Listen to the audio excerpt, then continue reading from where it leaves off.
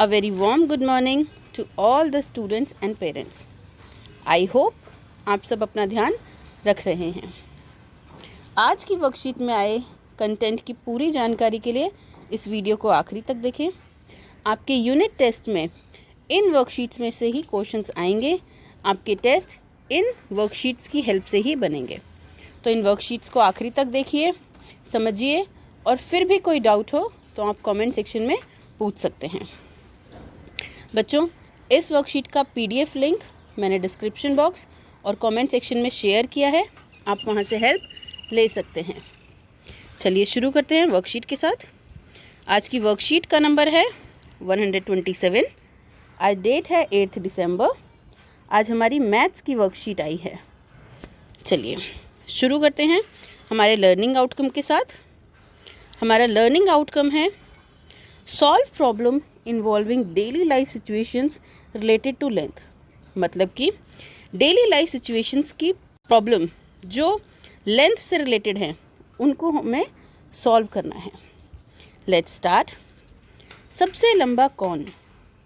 राघव के परिवार के सदस्यों की लंबाई को निम्न तालिका में दिया हुआ है। ये देखिए नीचे पूरी राघव के परिवार में जो भी सदस्य हैं उनकी लंबाई लिखी हुई है। ये उनके नाम है और ये हमारी क्रम संख्या है। सबसे पहले उसके पिताजी की दी हुई है, वो है 174 सेंटीमीटर। फिर उसकी माताजी की दी हुई है 165 सेंटीमीटर। फिर उसकी दादी माँ की दी हुई है, वो है 153 सेंटीमीटर। राघव की खुद की 136। एकता की दी हुई है 100 सेंटीमीटर्स। ईशान की दी हुई है 84 सेंटीमीटर्स। बच्चों एक बार फिर से ध्यान से देख लीजिए इस लिस्ट को। चलिए आगे चलते हैं। तालिका को देखकर बताइए, मतलब हमें इस इंफॉर्मेशन को ही देख के बताना है, राघव के परिवार में सबसे लंबा कौन है? बहुत ईजी है। राघव के परिवार में सबसे लंबे हैं उसके पिताजी।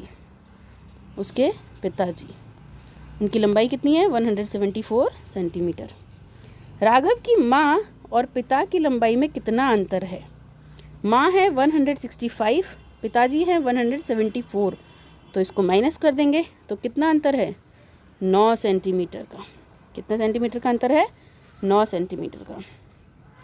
ईशान को 100 सेंटीमीटर तक लंबा होने के लिए अभी कितना और बढ़ना होगा? अभी ईशान कितना है?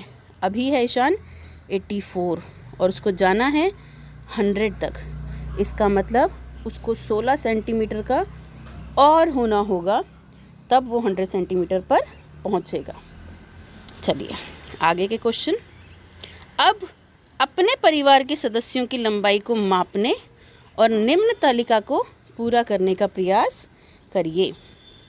अब है हमारी क्रम संख्या, हमारे नाम, इसके बाद लंबाई, और लंबाई हमें किस में लिखनी है?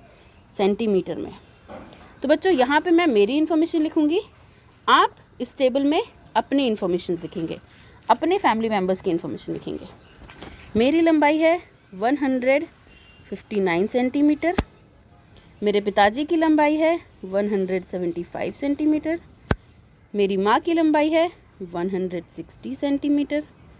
मेरे भाई की लंबाई है 174 सेंटीमीटर और मेरे भाभी की लंबाई है 158 सेंटीमीटर। चलिए अब चलते हैं प्रश्नों की ओर। आपके परिवार में सबसे लंबा कौन है? तो मेरे परिवार में सबसे लंबे हैं मेरे पिताजी, उनकी लंबाई है 175 सेंटीमीटर। आपके परिवार में सबसे छोटा कौन है? मेरे परिवार में सबसे छोटी मेरी भाभी हैं, उनकी हाइट है 158 सेंटीमीटर। परिवार के सबसे बड़े और सबसे छोटे सदस्य की लंबाई में कितना अंतर है? तो सबसे बड़े सदस्य की लंबाई कितनी है? मेरे पिताजी की 175 और सबसे छोटे सदस्य की यानी कि मेरी भाभी की, उनकी लंबाई है 158। तो इनकी लंबाई में बच्चों कितना फ़र्क है? हमें क्या करना पड़ेगा? माइनस। हमें अंतर निकालना है दोनों के बीच में, तो हम माइनस कर देंगे। 15 में से 8 गए 7, यहाँ बचा हमारा 6। तो इन दोनों की लंबाई में अंतर है 17 सेंटीमीटर। चलिए बच्चों, आखिरी प्रश्न। अंदाज़ा लगाइए कि जब आप कॉलेज जाओगे तब आपकी लंबाई कितनी होगी। आपको ऐसा क्यों लगता है? तो बच्चों, आपको ये देखना है कि आपकी लंबाई जो बढ़ रही है वो आपके परिवार में किस सदस्य की लंबाई के हिसाब से बढ़ रही है। तो जब तक आप कॉलेज जाएंगे आप उस उम्र में पहुंच चुके होंगे कि उसके बाद आपकी लंबाई में ज़्यादा फ़र्क नहीं पड़ेगा। तो जिसके हिसाब से आपकी लंबाई बढ़ रही है लगभग उनके आसपास ही कॉलेज जाने की उम्र तक आपकी लंबाई होगी। और ऐसा इसीलिए होगा क्योंकि अभी आप बच्चे हैं और धीरे धीरे करके आपकी लंबाई बढ़ेगी।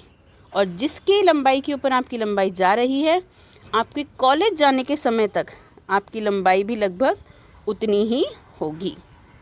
चलिए अब बात करते हैं पेरेंट्स के लिए जो सुझाव है उसकी। बच्चों को, बुज़ुर्गों को समय देने और उनकी देखभाल करने के लिए प्रेरित करें। बच्चों को समझाएं कि घर के बड़े बूढ़ों की, बुज़ुर्गों की सेवा करें, उनकी मदद करें, उनके साथ समय व्यतीत करें। अगर आप उनके साथ टाइम स्पेंड करेंगे तो वो आपको अपने जीवन के बहुत सारे अनुभव बताएंगे एवं उन्हें भी अच्छा लगेगा कि आप उनके साथ समय व्यतीत कर रहे हैं। संयुक्त परिवार के महत्व के बारे में उनसे बात करिए और जो परिवार संयुक्त होते हैं, जुड़े हुए होते हैं, उसके बारे में उनसे बात करिए कि इसके क्या क्या फ़ायदे होते हैं। चलिए बच्चों, कोविड-19 के विरुद्ध लड़ाई में सुरक्षित रहने के लिए हमें सदैव क्या प्रयोग करना है? मास्क का प्रयोग करना है ताकि हम भी सुरक्षित रह सकें और सामने वाला भी सुरक्षित रह सके। बच्चों, आज की वीडियो में इतना ही। अगर आप चाहते हैं आपको ऐसी ही इंटरेस्टिंग और नॉलेजेबल वीडियोस मिलती रहें तो इस चैनल को लाइक करिए, शेयर करिए एंड सब्सक्राइब करिए। Take care. Thank you so much.